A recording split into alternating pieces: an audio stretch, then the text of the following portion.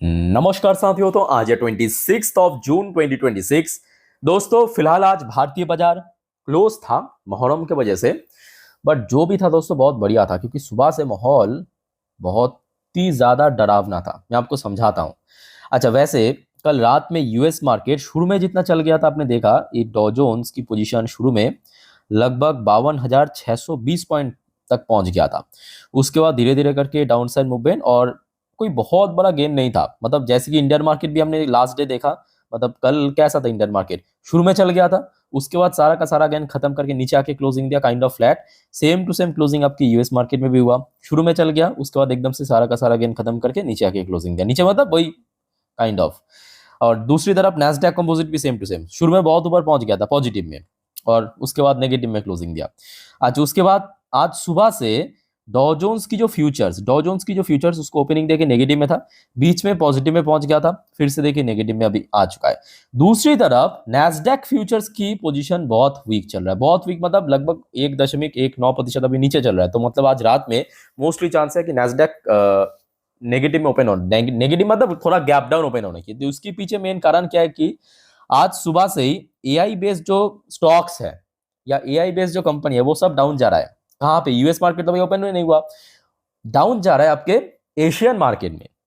और दोस्तों आपको पता है आज एशियन मार्केट की नजारा कैसा था, मैं आपको दिखाता हूँ। जापानीज मार्केट आप देखिए, आज देखिए इंडियन मार्केट क्लोज था। इंडियन मार्केट के साथ साथ और भी कुछ जगह की मार्केट क्लोज था मोहर्रम की वजह से, बट मोस्टली मार्केट ओपन था। ये देखिए, ये टीपीएक्स 500 की हाल 1.5% पिटा है।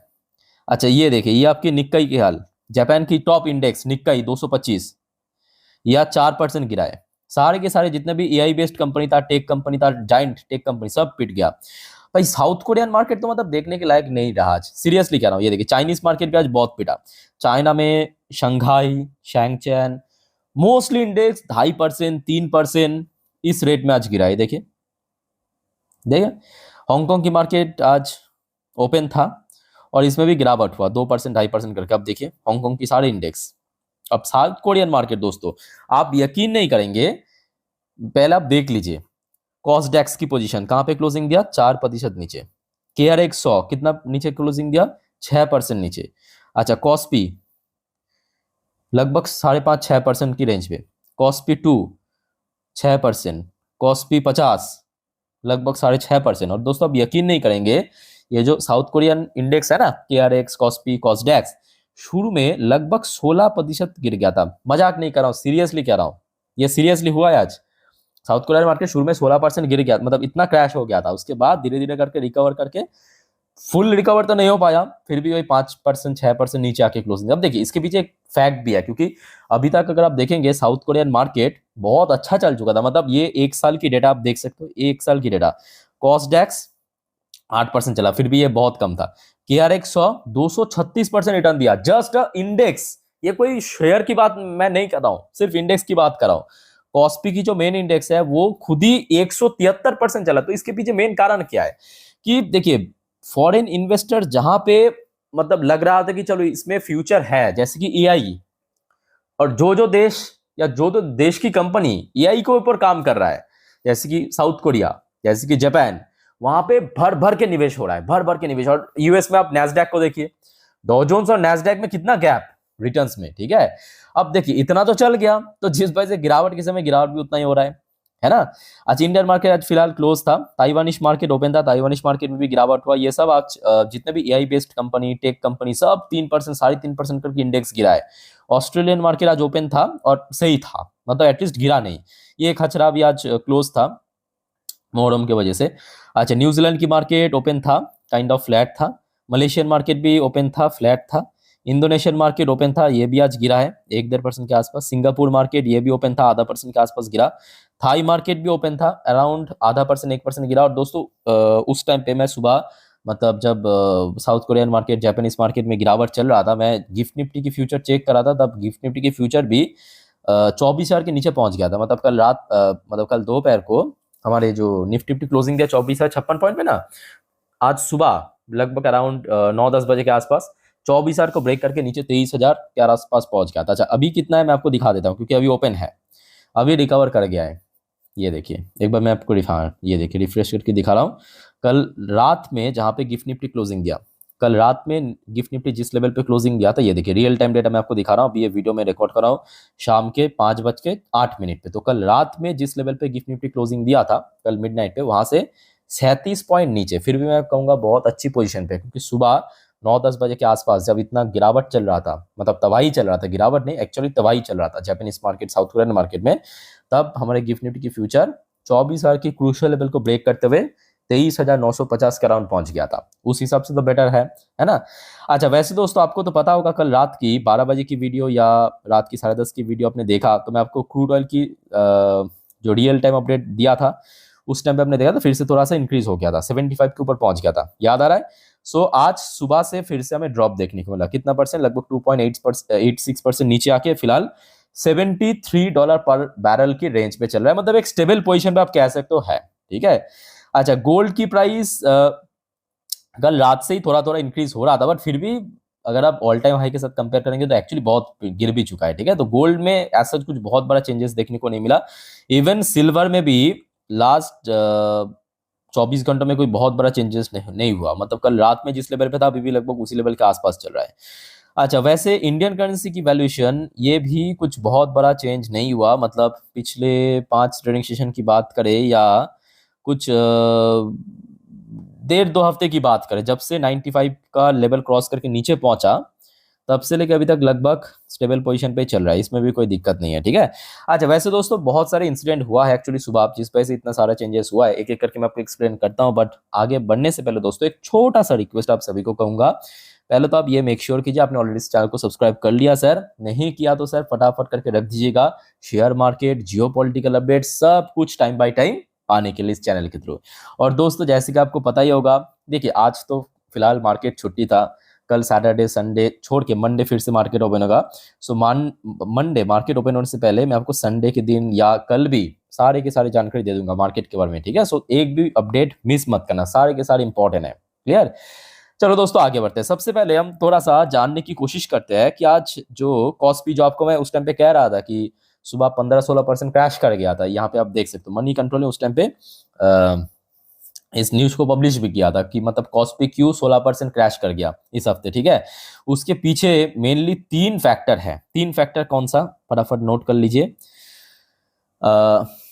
वीकनिंग एआई सेंटिमेंट, जो अभी आपको मैं एक्सप्लेन किया हूं, क्योंकि ऑलरेडी एआई बेस्ड जो एक्चुअली एआई के जो हाइप है ना, एआई की जो हाइप है उसके चक्कर में ही जितने भी एआई बेस्ड स्टॉक्स है वो सब चल गया था। अब हाइप देखिए हमेशा स्टेबल नहीं रहता, हाइप कम ज्यादा होता रहता है ना। तो हाइप जब चल रहा था तब वहां पे निवेश आ रहा था, एकदम से बढ़ रहा था, आपने देखा होगा 150-200% करके एक एक इंडेक्स रिटर्न दिया है साउथ कोरिया में, KRX, कॉस्टैक्स, कॉस्पी की सारे इंडेक्स। अब जब हाइप गिरने लगा तो एआई की शेयर में गिरावट भी हो रहा है उतना ज्यादा, तो ये मैं कहूंगा प्राइम रीजन है। और दूसरा दोस्तों एक बहुत बड़ी फैक्टर, ये बहुत कम लोगों को पता है, कल क्या हुआ, एप्पल आपको पता होगा, एप्पल ने जो अपना कुछ प्रोडक्ट है जैसे कि मैकबुक हो गया, जैसे कि आईपैड हो गया, इसका प्राइस जो है बढ़ा दिया है। बढ़ा क्यों दिया, क्योंकि जो उसका चिप की कॉस्ट है वो भी बढ़ने लगा है, तो एप्पल ने इस चीज को देखते हुए बढ़ा दिया। और कल रात को एक्चुअली एप्पल की शेयर में लगभग 6% की गिरावट हमें देखने को मिला यूएस मार्केट में, ठीक है। और इसका भी कहीं ना कहीं एक इम्पैक्ट हमें आज देखने को मिला जितने भी टेक कंपनीज की स्टॉक्स है साउथ कोरिया जापान में। और तीसरा फैक्टर मैं कहूंगा ये उतना इंपॉर्टेंट नहीं है, open AI IPO delay concern, तो ये मैं कहूंगा सेकेंडरी रीजन है, रीजन तो है जरूर है बट सेकेंडरी रीजन। मेन दोस्तों जो आपके एआई बेस्ड जो स्टॉक्स में क्रैश, और मोस्टली चांस है कि आज रात में नैस्डैक बड़ा भी गिर सकता है, ठीक है। अच्छा दोस्तों, वैसे आज सुबह से एक बहुत बड़ा इंसिडेंट भी हुआ। बहुत बड़ा इंसिडेंट क्या है कि देखिए, स्टेट ऑफ हॉर्मुज तो ओपन है, ये सबको पता है, एग्रीमेंट हो चुका है, अगले हफ्ते सेकेंड टर्म ऑफ टॉक भी शुरू हो जाएगा। बट आज सुबह एक ब्रिटिश कार्गो शिप, अच्छा कार्गो शिप मतलब क्या, देखिए नॉर्मल होता है कि एक तो होता है आपका ऑयल टैंकर वगैरह जिसमें तेल वगैरह पास करते हैं, ठीक है। कार्गो मतलब बेसिकली जितने भी गुड्स है, कुछ भी हो सकते हैं उसमें, ठीक है, सॉलिड जितने भी गुड्स है उसको कार्गो कहा जाए। तो ऐसे कार्गो शिप में मतलब कुछ तो एक हमला हुआ है, तो यहाँ पे बेसिकली वही मेंशन किया, अननोन प्रोजेक्टाइल, कहाँ से हमला हुआ है किसी को पता नहीं है बट हमला हुआ है। Unknown projectile attacks cargo ship in state of Hormuz पे जब वो क्रॉस कर रहा था।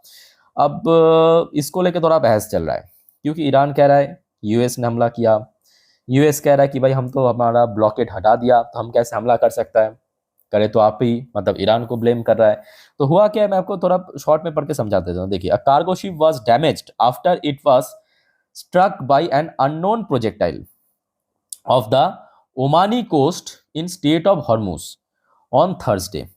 कल मिडनाइट की इंसिडेंट है और ये कंफर्म किया है ब्रिटिश मैरीटाइम एजेंसी। ठीक है, ये बेसिकली एक ब्रिटिश कार्गो शिप था, ठीक है, मतलब यूके की। ये देखिए, the UK maritime trade operation security agency reported that the incident occurred 7.5 nautical miles, मतलब इतना किलोमीटर साउथ वेस्ट दिल्ली ओमान, यहाँ पे इस जगह पे हुआ है। और अब देखिए, इसके पीछे कौन जिम्मेदार है ये किसी को पता नहीं है, क्यों सडनली हमला हुआ ये भी पता नहीं है। अच्छा, जो आपको अभी कह रहा था कि अलग अलग देश अलग अलग मतलब एक दूसरे को ब्लेम करा, जैसे कि ये यूएस की एक मीडिया है द वॉल स्ट्रीट जर्नल, इन्होंने तो यहाँ पे सीधा सीधा यही मेंशन कर दिया कि ये ईरान का ही हमला है। Iran attacks cargo ship testing Trump deal to reopen strait. ठीक है, तो अलग अलग अब ब्लेम शुरू हो रहा है एक दूसरे के ऊपर। तो खैर, उसके बाद से मैं कहूँगा कोई बहुत बड़ा इंसिडेंट नहीं हुआ, सिर्फ इतना ही पता चला कि एक हमला हुआ है, कौन किया क्यों किया वो किसी को पता नहीं है। अच्छा, उसके साथ साथ ये अभी की अपडेट है दोस्तों, डोनाल्ड ट्रंप की तरफ से आज की एकदम ताजा अपडेट, एक और अपडेट है कि we knock the hell out of them. Trump से strait of Hormuz is open, 19 million barrel of oil exited. ठीक है, तो ट्रम्प यहाँ पे सीधा सीधा कह रहा है कि देखिए स्ट्रेट ऑफ हॉर्मूज टोटली खुला है और वहां से हम ऑलरेडी तेल भी निकाल रहा है। अब इनके बात को देखिए, आप 100% बिलीव तो नहीं कर सकते, हाँ 50% सही हो सकता है, 50% फेक भी हो सकता है। बट देखिए, कुल मिला के मैं कहूँगा आज सुबह से माहौल काफ़ी डरावना था बिकॉज ऑफ एशियन मार्केट में जो गिरावट हुआ। बट ओवरऑल बात करें, क्योंकि जो भारत के लिए ऑयल की प्राइस बहुत इंपॉर्टेंट है, ठीक है, तो ऑयल की प्राइस काफ़ी स्टेबल रहने के कारण जो हमारे गिफ्ट निफ्टी की फ्यूचर सुबह एकदम से गिर गया था, वो फिलहाल रिकवर भी हो गया तुरंत। ठीक है, इसमें कोई बहुत बड़ा इंपैक्ट हमें देखने को नहीं मिला। अच्छा दोस्तों, जो गिफ्ट निफ्टी की फ्यूचर है ये आज रात तक ओपन रहेगा। ठीक है, सो आज रात में यूएस मार्केट भी ओपन होगा, तो उस टाइम पे भी मैं आपको मार्केट के बारे में सब जानकारी दे दूंगा। ठीक है, सो देखना मत भूलेगा आज रात की 10:30 की वीडियो। और कोई आपका कंफ्यूजन या कोई शेयर रिकमेंड करना चाहते हो मेरे लिए जिसको मैं एक्सप्लेन करूँ, कमेंट करके पूछना। वीडियो अच्छी लगे तो वीडियो को लाइक करना, चैनल को सब्सक्राइब करके जरूर रखना। सो वाइंड अप करता हूँ, टेक केयर, बाय बाय, जय हिंद।